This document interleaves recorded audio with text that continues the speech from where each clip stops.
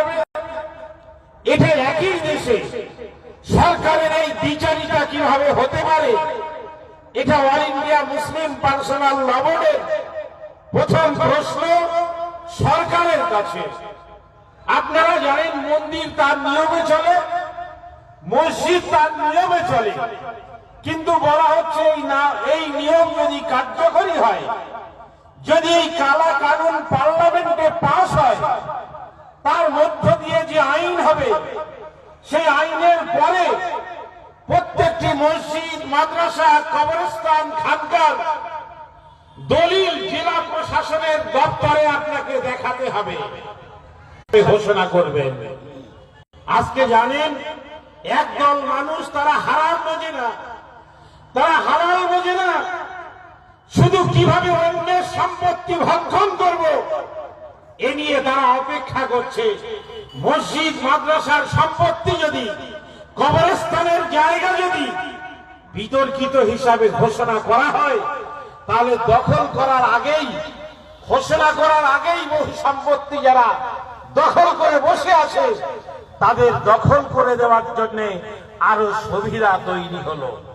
আমরা সরকারের কাছে জানতে চাই, তারা কোথায় কোথায় মুসলমানদের কাগজ দেখতে চায়। মুসলমানদের ভোটার কার্ড দেখাতে হবে, মুসলমানদের আধার কার্ড দেখাতে হবে, মুসলমানদের প্যান কার্ড, রেশন কার্ড দেখাতে হবে, কিন্তু দেশের মুসলমানদেরই কেন কাগজের পরীক্ষা দিতে হবে? এই দেশটা কি মুসলমানদের নয়?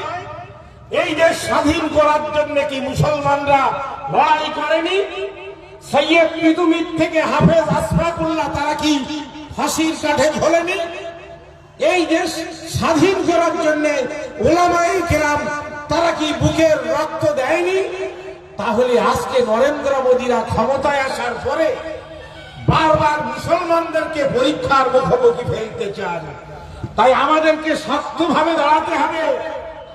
তাই একের পর এক পার্লামেন্টের মধ্যে আইন তৈরি করে মুসলমানদেরকে তারা অচ্ছুতে পরিণত করতে চাইছে। মুসলমানদের সম্পত্তিগুলোকে যেভাবে ইসরায়েল ফিলিস্তিনের সম্পত্তিকে আত্মসাৎ করেছে, একই কায়দায় ইসরায়েলের বন্ধু নরেন্দ্র মোদী তিনি ভারতবর্ষের মুসলমানদের সম্পত্তিগুলোকেও আত্মসাৎ করতে চাইছে, অধিগ্রহণ করতে চাইছে, জবরদখলে কেড়ে নিতে চাইছে। তাই আমরা যদি লড়াই না করি, যদি আমরা আমাদের এই মসজিদ, মাদ্রাসা, কবরস্থান, খানকা, ঈদগাহের সম্পত্তিকে যদি রক্ষা না করতে পারি, তাহলে আমাদের অস্তিত্ব, আর মাটি নেই তার অস্তিত্ব নেই। যেদিন মাটি শেষ হয়ে যাবে সেদিন ভারতবর্ষের মুসলমানদের ফিলিস্তিনির মুসলমানদের মতো অস্তিত্ব শেষ হয়ে যাবে। তাই তার বিরুদ্ধে অল ইন্ডিয়া মুসলিম পার্সোনাল ল বোর্ড জবরদস্ত আন্দোলনের ডাক দিয়েছে। কিছুদিন আগে আমাদের সর্বভারতীয় নেতৃত্ব যারা তারা কলকাতায় এসেছিলেন, একটি কনভেনশন হয়েছিল। মাওলানা আনোয়ার হোসেন কাশিমি সাহেবকেও আমরা দাওয়াত করেছিলাম, উনিও সেই কনভেনশনে গিয়েছিলেন। আপনারা জানেন গোটা দেশের মানুষের কাছে মুসলিম পার্সোনাল ল বোর্ড বললেন যে সংসদের যৌথ কমিটির কাছে আপনারা একটা করে মেল পাঠিয়ে দিন। আপনারা অনেকেই আছেন যারা মেল পাঠিয়েছিলেন, হাত তুলে দেখাতে পারেন যারা যারা মেল পাঠিয়েছিলেন মোবাইলের মাধ্যমে। কিছু মানুষ আছেন যারা মেল পাঠিয়েছিলেন। 6 কোটি মেল সংসদের যৌথ কমিটির কাছে গিয়েছে। আমার আত্মবিশ্বাস যে তার মধ্যে 95% মেল গিয়েছে যারা দাবি করেছে যে এই সম্পত্তিকে রিজেক্ট করা হোক, এই ওয়াকফ সংশোধনী বিলটাকে রিজেক্ট করা হোক। কেননা তার ছত্রে এমন একটা জায়গা নেই যে জায়গাতে ওয়াকফ সম্পত্তির কোনো উপকারে আসতে পারে, মসজিদ মাদ্রাসার কোনো কল্যাণ হতে পারে, এরকম কোনো জায়গা নেই। বরং কোন ফাঁক ফোকর দিয়ে মসজিদ, মাদ্রাসা, কবরস্থানের জায়গাকে সরকার আত্মসাৎ করতে পারবে, কেড়ে নিতে পারবে, বাবরি মসজিদের জায়গার মতো করে বিতর্কিত ঘোষণা করতে পারবে, কিভাবে জ্ঞানদেবী মসজিদের জায়গাটাকে বিতর্কিত করতে পারবে তার পুরো ক্ষমতা সরকার এবং প্রশাসন, জেলা প্রশাসনের হাতে দেওয়া হয়েছে। আপনারা জানেন বাবরি মসজিদের জায়গায় দখল করে নিয়ে তাদের সেখানে রাম মন্দির তৈরি করতে ৭০-৭৫ বছর সময় লেগেছিল।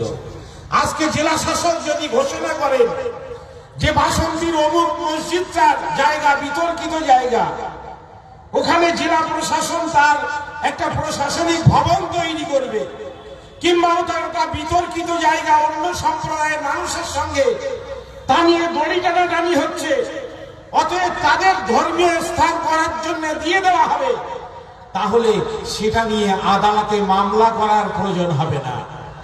জেলা শাসক ওয়াকফ বোর্ডকে একটা চিঠি দেবে, আর সেই চিঠির কমিটি বাসন্তী বিএলআরও কে দেওয়া হবে।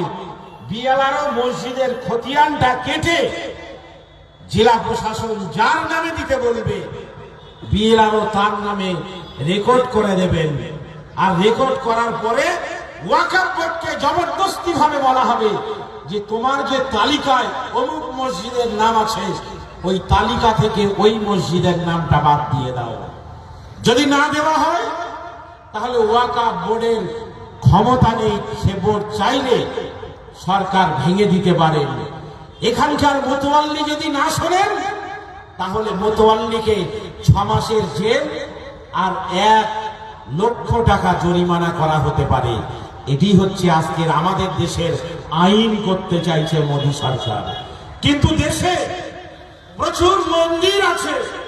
আমাদের প্রশ্ন, মন্দির মসজিদ যখন তৈরি হয় ঐতিহাসিক স্থাপত্য, তখন দলিলের সিস্টেমটাই তৈরি হয়নি ভারতবর্ষে।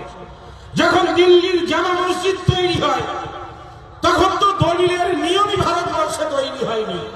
কোন দলিল মুসলমানদের কাছে নরেন্দ্র মোদী সরকার দেখতে চায়? এই প্রশ্ন আজকে মোদী সরকারকে করতে হবে। প্রত্যেকটি মানুষের দায়িত্বপূর্ণ ভূমিকা পালন করতে হবে। অনেকেই হয়তো প্রশ্ন করতে পারেন, একবার কলকাতায় গেলে কি দাবি মিটবে? এই দাবি আমাদের মিটতে পারে ইনশাআল্লাহ। আপনারা জানেন কিছুদিন আগে মোদী সরকার ল কমিশন তৈরি করলেন, বললেন হিন্দু নিয়মে একরকম বিয়ে হবে, মুসলমানরা আর এক নিয়মে বিবাহ করবে। হিন্দুদের সম্পত্তি বন্টনের নিয়ম একটা, মুসলমানদের নিয়ম আর একটা। এটা হতে হবে না। আমরা ইউনিফর্ম সিভিল কোড করব, অভিন্ন দেওয়ানি বিধি তৈরি হবে। ল কমিশন হলো অল ইন্ডিয়া মুসলিম পার্সোনাল ল বোর্ড। দেশের সমস্ত মুসলিম অর্গানাইজেশনের সঙ্গে কথা বলে বললেন যে আপনারা লেটার হেডে লিখুন যে দেশে অভিন্ন দেওয়ানি বিধি চলবে না। কেন? ভারতবর্ষের আইনটাই হচ্ছে ভিন্নতার মধ্যে যে ঐক্য, এটাই ভারতবর্ষের ঐতিহ্য পরম্পরা। হাজার হাজার বছর ধরে এখানে হিন্দু, মুসলমান, শিখ, ইসাই, আদিবাসী সবাই কাঁধে কাঁধ মিলিয়ে বসবাস করছে। ফলে এই নিয়ম চলতে পারে না। তারপরে দেখা গেছে যে ল কমিশন সারা দেশের মানুষের বক্তব্য শুনে বলেছেন যে হ্যাঁ, এখানে এখন অভিন্ন দেওয়ানি বিধি সব মানুষের জন্য এক আইন, এটা কার্যকরী করার সময় আসেনি। ফলে আমরা সেদিন যেমন অল ইন্ডিয়া মুসলিম পার্সোনাল ল বোর্ডের পরামর্শ শুনে আমরা দাবি করেছিলাম, জয়ী হয়েছিলাম ইনশাআল্লাহ।